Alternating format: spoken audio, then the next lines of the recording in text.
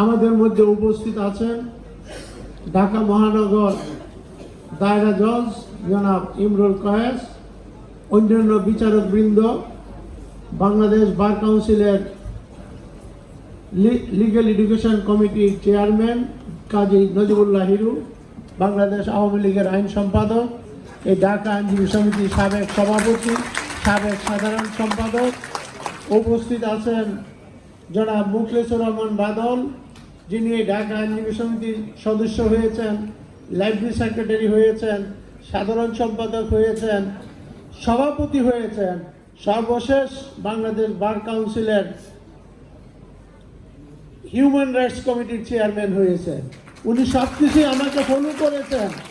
আমি ওনাকে একটাতে ফলো করতে পারি নাই, সেটা ব্যর্থ হয়েছি যে বার কাউন্সিলে আমি নির্বাচিত হইতে পারি নাই, উনি নির্বাচিত হয়েছেন। উপস্থিত আছেন আমার অত্যন্ত ঘনিষ্ঠতম বন্ধু, আমার আরাফাতি বন্ধু আমি বলি, যার সঙ্গে আমার জীবনে এমন জায়গায় দেখা হয়েছে যেই জায়গাটার নাম হচ্ছে কি জানি নাম, এটা রিয়াজুল জান্নাহ। হজ করতে গিয়েছি, জানি না উনি গিয়েছেন, আমি জানি না, আর আমি গিয়েছি উনিও জানেন না, কিন্তু নামাজ পড়তে গিয়ে যেখানে ঢুকা যায় না, ঘন্টার পর ঘন্টা অপেক্ষা করতে হয়। অনেক চেষ্টা করে ঢুকলাম, নামাজ পড়তে পড়তে এক সময় দেখি বুরহান সাহেব আমার পাশে নামাজ পড়তে। সেদিন থেকে আমি মনে করলাম যে বুরহান সাহেব শুধু আমার আইনজীবী বন্ধু নন, উনি আমার আরাফাতি বন্ধু, উনি আমার হাসান নসরের সাথী।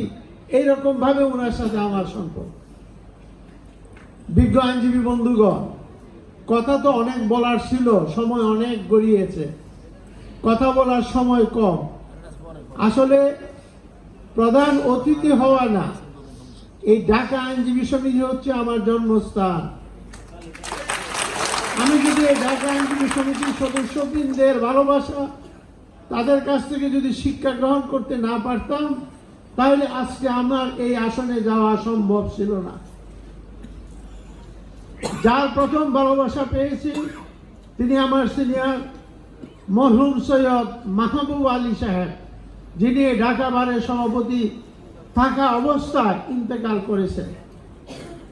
যার স্নেহ পেয়েছি প্রয়াত রাষ্ট্রপতি জনাব জিল্লুর রহমান সাহেব, যিনি নিজের সন্তান তুল্য করে আমাকে স্নেহ দিয়েছে, ভালোবাসা দিয়েছে। দুজনে আজকে চলে গিয়েছে। আমি আল্লাহ রাব্বুল আলামিনের কাছে প্রার্থনা করি আল্লাহ যেন তাদেরকে জান্নাতবাসী করে। আমি আরো প্রার্থনা করি মহান রাব্বুল আলামিনের কাছে এই ঢাকা আইনজীবী সমিতির সকল সদস্য ইন্তেকাল করেছেন, সকলকে যেন আল্লাহ মাফ করে দেয়। বন্ধুগণ, কর্মশালায় আপনাদেরকে বিজ্ঞ আলোচক বৃন্দ কিছু বলবে। আমার কিছু বলার ছিল, সময় সংক্ষিপ্ত, বলা খুব কঠিন হয়ে যাবে, তবু কিছু কথা না বললেই না হবে।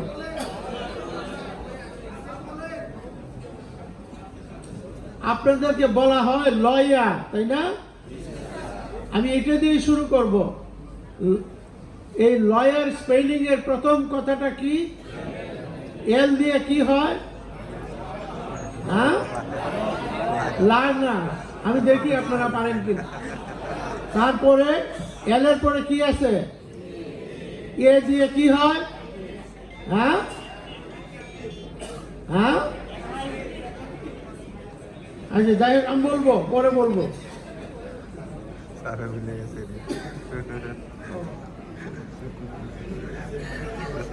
তারপরে লেটারটা কি আছে? ডব্লিউ নাকি? ডব্লিউ দিয়ে কি হয়? ওয়াই। তারপরে ওয়াই দিয়ে কি হয়?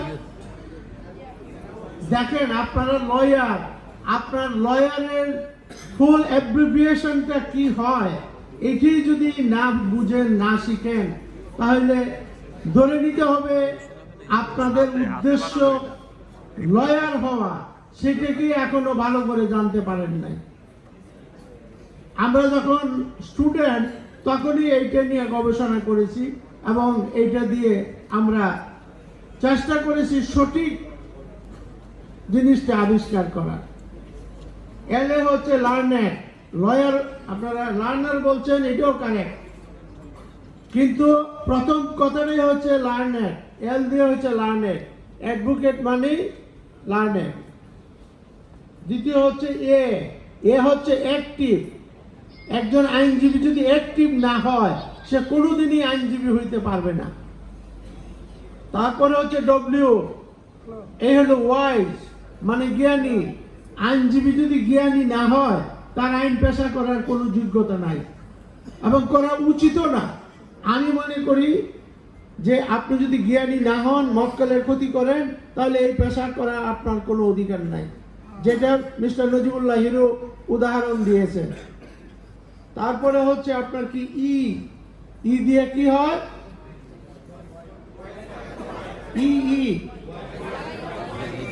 হ্যাঁ,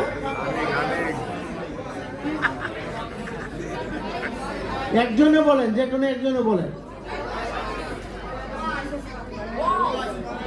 আর দিয়ে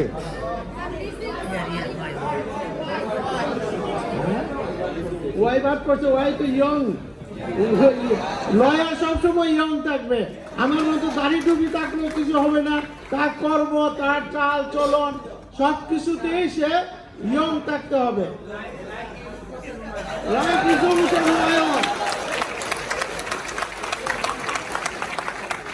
তারপরে হচ্ছে এই কয়টা যখন আপনি আর্ন করবেন তখন হবেন আপনি মানে আর্নার।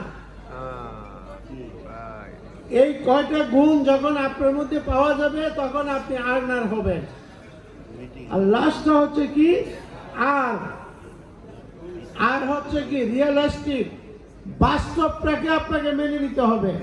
আসামি মামলা করেছেন, ফাঁসি হয়ে গিয়েছে, আপনি এখন কি করবেন? কোর্টের সঙ্গে ঝগড়া শুরু করবেন না চিল্লাপাল্লা করবেন? বাস্তবতা আপনাকে মেনে নিতে হবে। আদেশ যা হয় অবনত মস্তকে আপনাকে মেনে নিতে হবে। এখন কর্মশালায় আপনারা আরো অনেক কিছু শিখবেন। আমি দুইটা কথা আপনাদেরকে বলি। এই দেশটা 1971 সালে যুদ্ধ করে আমরা স্বাধীন করেছি।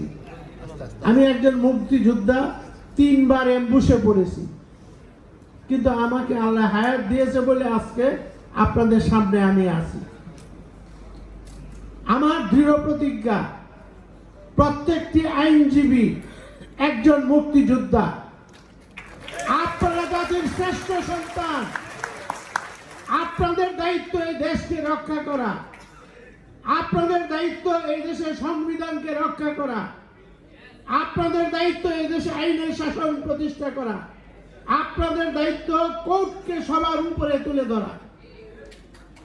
আজকে যদি এখানে কোর্ট না থাকে, আমি বিচারক থাকবো, আপনি আইনজীবী থাকবেন, বিচার প্রার্থী মানুষ থাকবে, কেউ থাকবে না।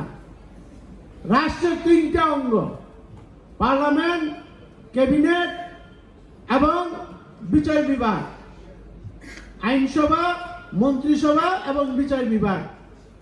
ওই 2টা অঙ্গ ভুল ত্রুটি যা করে সেটা সংশোধন করার দায়িত্ব পবিত্র সংবিধান আপনাকে আমাকে দিয়েছে।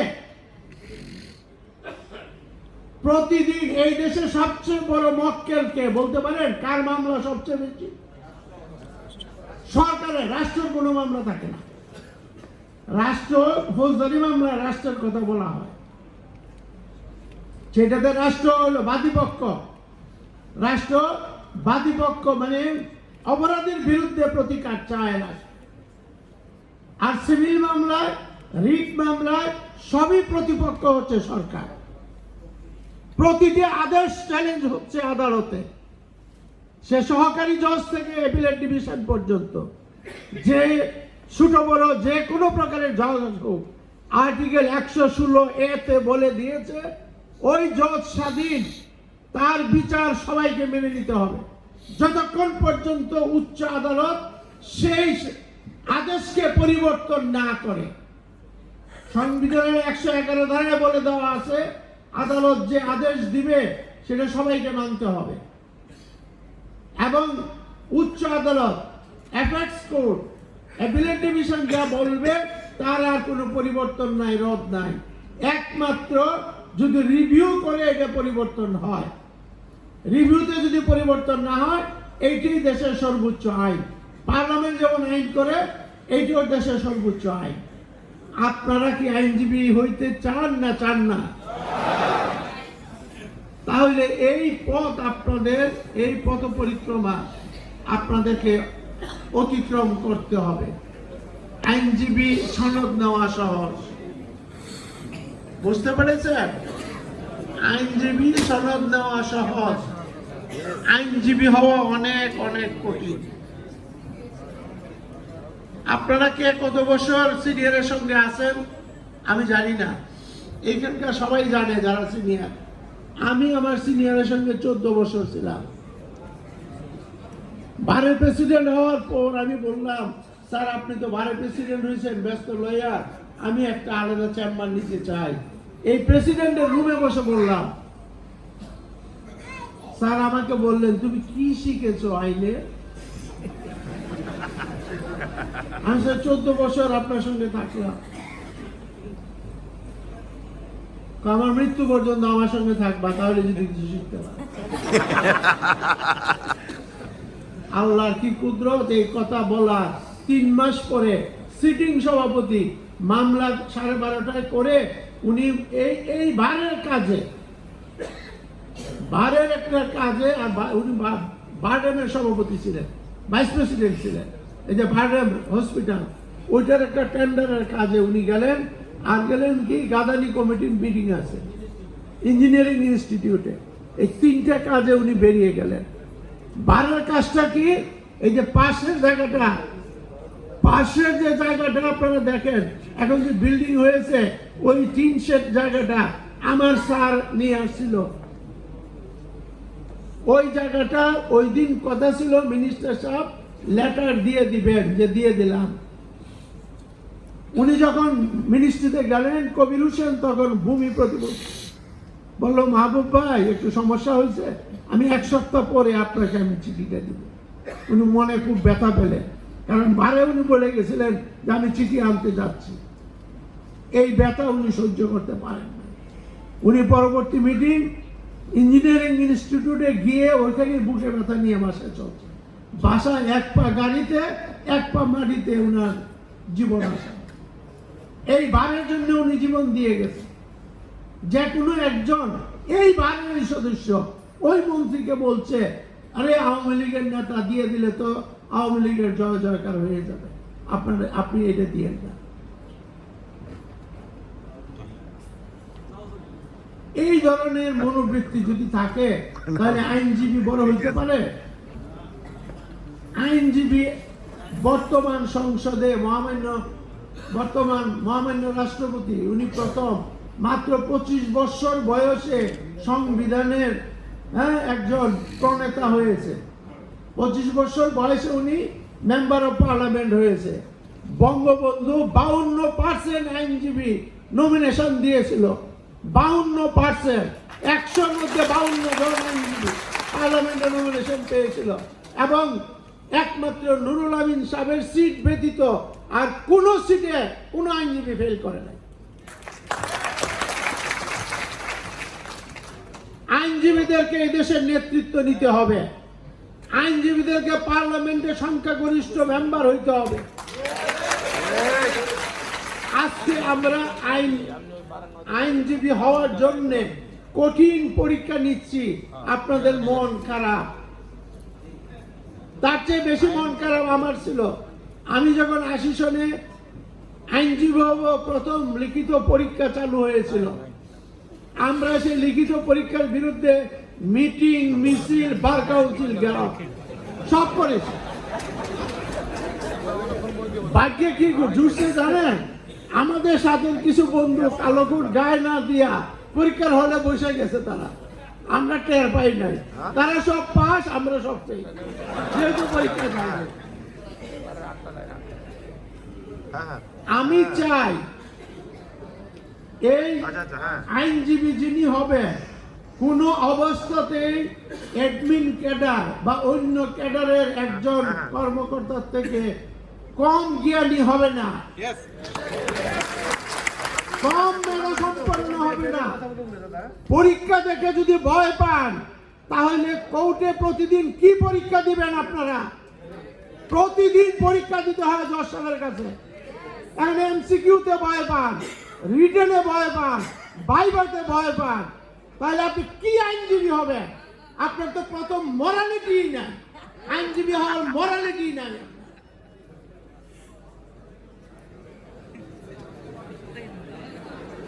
আপনাকে প্রস্তুত থাকতে হবে, প্রতি মুহূর্তে আমি যুদ্ধ করব বিচারকের সঙ্গে, লাঠি তলোয়ার আর্মস অ্যামুনেশন দিয়ে নয়। আমার অস্ত্র হচ্ছে আইন, আইন দিয়ে আমি যুদ্ধ করব। আমার বিজ্ঞ বন্ধু আমার প্রতিপক্ষ, ঘনিষ্ঠতম বন্ধু আমার প্রতিপক্ষ। মামলা শেষ করে এক হাত দুই হাত এক করে আমরা কোর্ট থেকে বেরিয়ে বাড়ি চলে আসি। সেই বন্ধুকে পরাজিত করতে হবে আইনের মাধ্যমে। আপনারা যত চেষ্টাই করেন, যদি জ্ঞানী হইতে না পারেন, সার্টিফিকেট সর্বস্ব আইনজীবী হন, কোনোদিনই এই প্রফেশনে টিকে থাকতে পারবেন না। এই প্রফেশনের নাম হলো জেলাস প্রফেশন, উস্তাদ মারার প্রফেশন।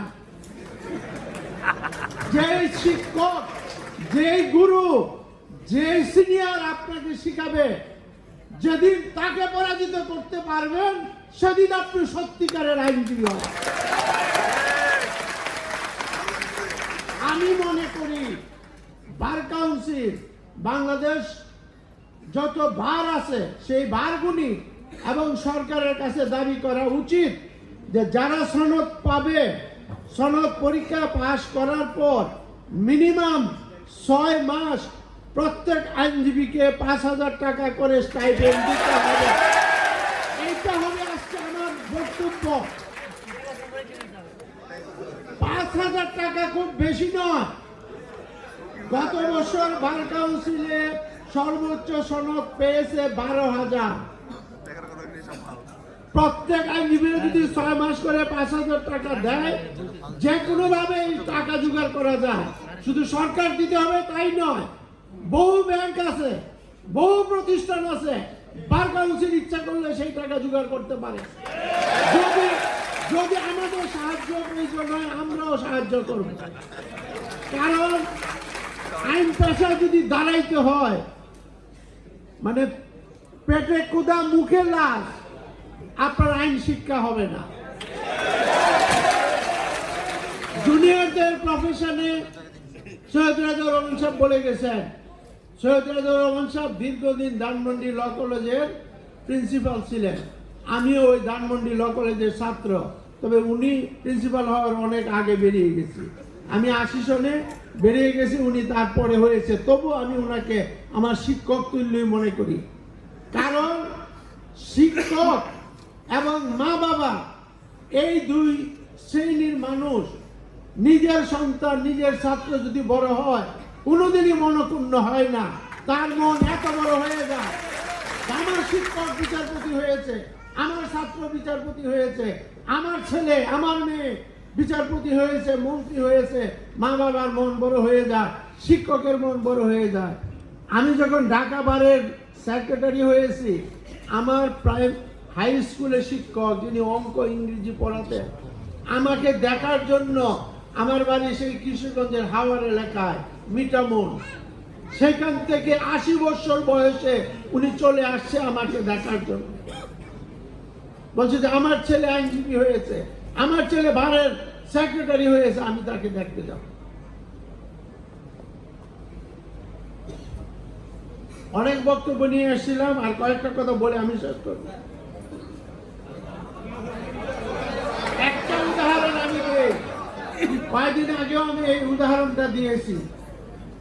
উদাহরণটা হচ্ছে এক ভদ্রলোক বিমানে এক রাষ্ট্র থেকে অন্য রাষ্ট্রে যাচ্ছে, তার সামনে পত্রিকাওয়ালা ঘোরাঘুরি করতেছে, পত্রিকাওয়ালা ঘোরাঘুরি করতেছে। তার খুব ইচ্ছা পত্রিকা কিনবে, কিন্তু তার পকেটে পয়সা নেই। যদি পত্রিকা কিনে তাহলে তার পয়সার অভাব হবে। ওই পত্রিকা হকার বুঝতে পেরেছে, পরে বলছে আপনি পত্রিকাটা পড়েন। অসুবিধা নেই, আমি যাওয়ার সময় নিয়ে যাব। আপনার পড়ার অনেক আগ্রহ। পত্রিকা দিয়েছে, উনি পড়ে ওটা ফেরত দিয়েছে। অন্য আরেকদিন একই পত্রিকাওয়ালা একই লোকের সঙ্গে দেখা হয়েছে, তখনও তার পত্রিকাটা পড়ার খুব আগ্রহ। তখন এই আগ্রহ বুঝে পত্রিকাওয়ালা বলছে যে আপনার তো বিমানের সময় নাই, উঠে যাবেন, আমি পত্রিকাটা আপনাকে দিয়ে দিলাম, নিয়ে যান। বলে না না না, আমি নিতে পারবো না। কেন? যে আমার তো দেওয়ার মতো পয়সা নাই। পয়সা লাগবে না, আমি আপনাকে এমনি দিলাম। এইরকম তৃতীয় দিন আর একটা ঘটনা হয়েছে, একই ব্যক্তি 19 বছর পরে একই বিমানবন্দরে ওই পত্রিকাওয়ালার সঙ্গে তার দেখা হয়েছে।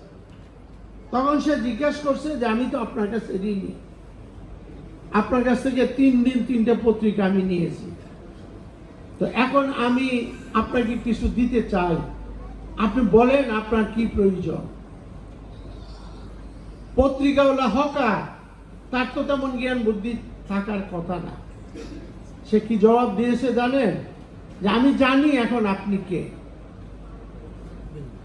আপনি প্রতিদিন আপনার নাম পত্রিকায় আসে, আপনি বিশ্বের শ্রেষ্ঠ ধনী, সেটাও আমি জানি, কিন্তু আমি আপনি দিতে চান, আমি আপনাকে অবজ্ঞা করব না, কিন্তু আমি যা দান করেছি আপনাকে তার চেয়ে বেশি কিছু আমি নিতে পারবো না। তাহলে বুঝেন জ্ঞানীকে, ধনীকে। সেই বিল গেটস যাকে পত্রিকা দিয়েছিল, টাকা পয়সা ছিল না, সে হলো বিল গেটস, যে বর্তমান বিশ্বের শ্রেষ্ঠ ধনী।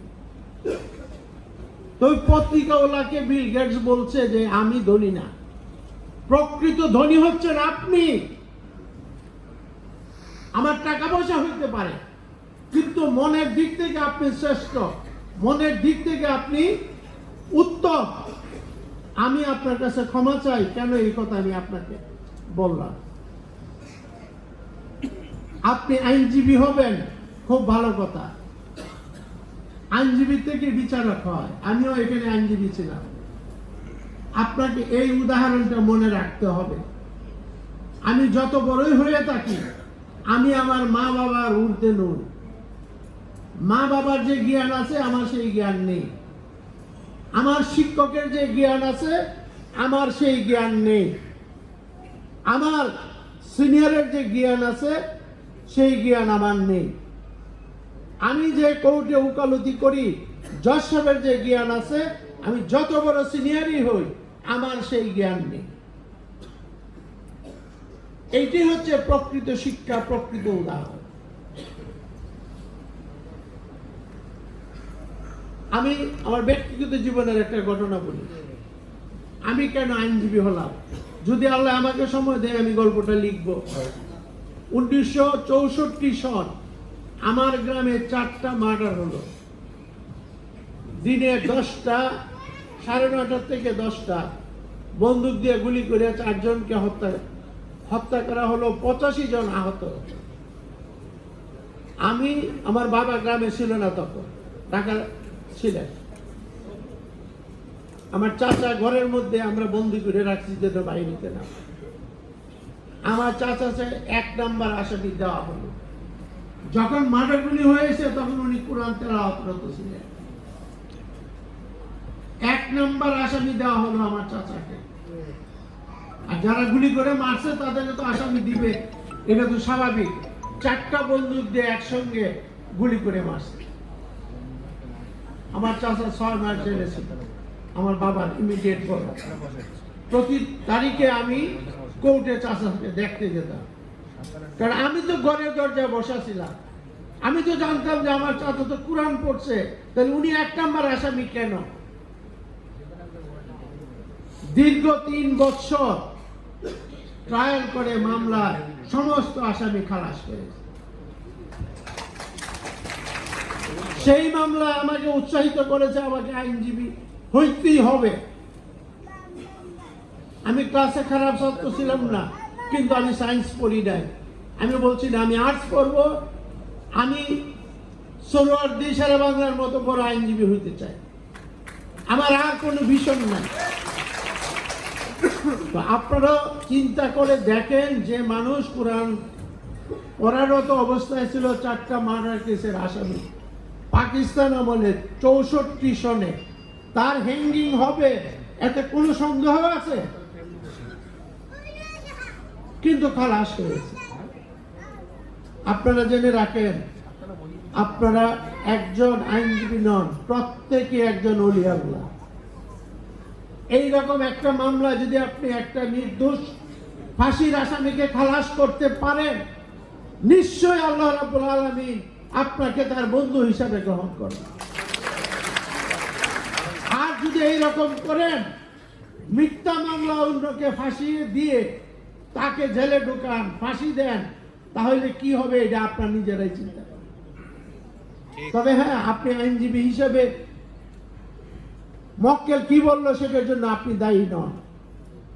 তবে আপনাকে ওই যে বললাম ওয়াইজ, ডব্লিউতে আপনি ওয়াইজ, আপনি আপনার জ্ঞান বুদ্ধি দিয়ে বুঝতে পারবেন আপনার মামলাটা সত্য না মিথ্যা।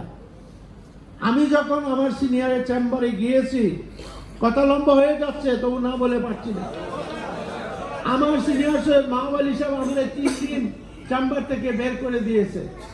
অনেকেই চিনে সাহেব মাহবুব সাহেবকে এখানে বসানো। আমাকে বলছে তুমি সারাদিন রাজনীতি করো, সুঙ্গা মারো। তখন 74-75 তখন মাইক দিয়ে সুঙ্গা মারার আমাদের ইয়ে ছিল না, এই টিনের সুঙ্গা মাইরা, হ্যাঁ, ঢাকা কলেজের সামনে থেকে 11 রোড এই সেই এইগুলিতে সুঙ্গা মারতাম মিটিং। তোমারে দিয়ে হবে না, তুমি তো আমার মিটিং সবটাই সুঙ্গা মারছো। আমি বললাম স্যার ঠিকই আছে, সুঙ্গা যেমন মারছি আইনজীবীও হবো। আপনি, আমি মুক্তিযোদ্ধা, আমাকে দিলেন না, আমি একটা রাজাকারের চেম্বারে, হ্যাঁ, ওই চেম্বারে জয়েন করে বলবো যে আজকাল মুক্তিযোদ্ধারে জায়গা দেয় না, কিন্তু রাজাকারে জায়গা দেয়। এই কথা শোনার পরে তুই চাবি লোক, তুই চাবি লোক, চেম্বারের চাবি আমারে দিয়েছে। আমার সিনিয়র আমাকে কি বলছে জানে, তোমাকে আমি জ্ঞান বুদ্ধি দিব, আইন শিখাবো, প্র্যাকটিস শিখাবো, কায়দা কানুন শিখাবো। তুমি যদি মানুষের খারাপি করো এইগুলি দিয়া, তোমার এই খারাপির সঙ্গে আমার কোনো সম্পর্ক নাই, আমি এটার দায়িত্ব নিব না, এটার দায়িত্ব তোমার।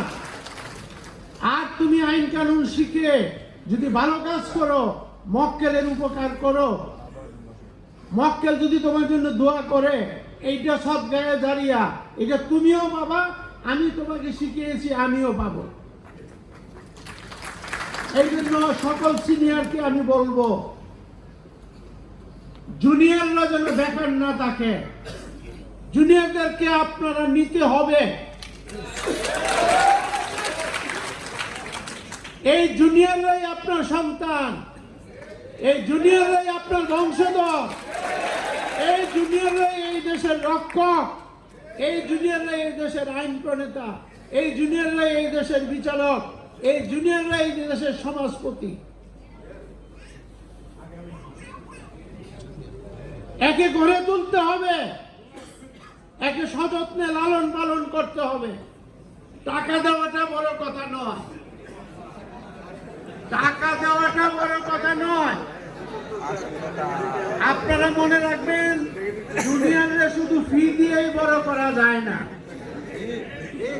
জুনিয়ররা যদি জ্ঞান দিয়ে, নীতি দিয়ে, আদর্শ দিয়ে বড় করা যায়, এই জুনিয়র একদিন বড় হবে।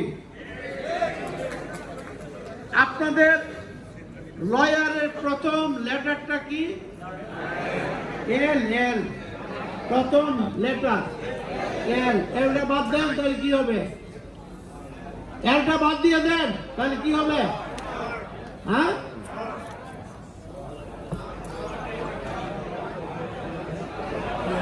লার্নার থেকে এলটা বাদ দেন, কি হবে? আর না, আগে লার্ন করেন তারপরে আর্ন করেন। আগে যদি আর্ন করার চেষ্টা করেন, এই জিন্দিগিতে আপনি অ্যাডভোকেট হইতে পারবেন না, আইনজীবী হইতে পারবেন না। না শিখে কোনোদিন আইনজীবী হওয়া যায় না। সাইনবোর্ড সর্বস্ব আইনজীবী হয়ে কোনো লাভ নেই। সমাজে আপনাকে কোনো মূল্যায়ন করবে না, বলবেন নন প্র্যাকটিসিং অ্যাডভোকেট। অ্যাডভোকেট 2 প্রকার, এক প্রকার প্র্যাকটিস করে, এক প্রকার ঘুরে বেড়ায়, বারে বসে শুধু আড্ডা মারে, আর ইলেকশন হইলে ক্যাম্পেইন করে। আমার তো সব অভিজ্ঞতাই আছে। একটা কথা আমি বলে শেষ করব, আপনারা মনে রাখবেন, যারা আইনজীবী তাদের একটা কথা পালনীয় হবে, ডোন্ট বি স্যাড। টাকা পয়সা আজকে রোজগার হয়নি সেজন্য হতাশ হবেন না। এই রোজগার না হওয়ার পিছনে আল্লাহ তাআলার বিরাট রহস্য আছে, এইটা আপনি বুঝবেন না। Don't be sad. যদি উকিল হইতে চান, না খেয়ে থাকতে হবে, পায়ে হেঁটে বাসায় যেতে হবে। মক্কেলের সঙ্গে বসে কোনোদিন খাওয়া দাওয়া করবেন না, কারণ মক্কেল যদি আপনার বন্ধু হয়ে যায় তাহলে আপনি কোনোদিন উকিল হইতে পারবেন না। আমি 80 সনে পাশ করে ল, প্রথম 82 সনে মার্শাল ল কোর্টে আমার সিনিয়রের সঙ্গে উকালতি শুরু করেছিলাম। আমার সিনিয়র সৈয়দ মাহবুব আলী সাহেব, জিল্লুর রহমান সাহেব, এখানের লয়ার আমজাদ সাহেব, মুকুল সাহেব, এই অ্যাটর্নি জেনারেল ছিলেন এই আমিনুল হক, ডক্টর আলিমুল রাজি, তারপর আবিদুর রেজা খান, এরকম আমি 15 জনের নাম বলতে পারবো। একসঙ্গে আমি এই 12 জন 15 জনের জুনিয়র, তারা কেউ জুনিয়র নিয়ে যেত না, আমি একা থাকতাম। তো আল্লাহর রহমতে মাশাআল্লাহ কোর্ট যখন উঠে গেল, একটা মামলা, ফাঁসির মামলা, এইটা ফেরত আসলো। হ্যাঁ,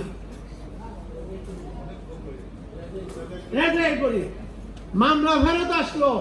এখন ফার্স্ট এডিশনাল ডিস্ট্রিক্ট জাজ হুমায়ুন আহমেদ নাম, হুমায়ুন আহমেদ, হুমায়ুন নামটা ঠিক। উনি আমাকে কোনো অবস্থায় টাইম দিবে না, বলে না মাশাআল্লাহ কোর্টে এত সাক্ষী প্রমাণ হয়ে গেছে, এ তো ফাঁসির মামলা, আপনি আর্গুমেন্ট করেন।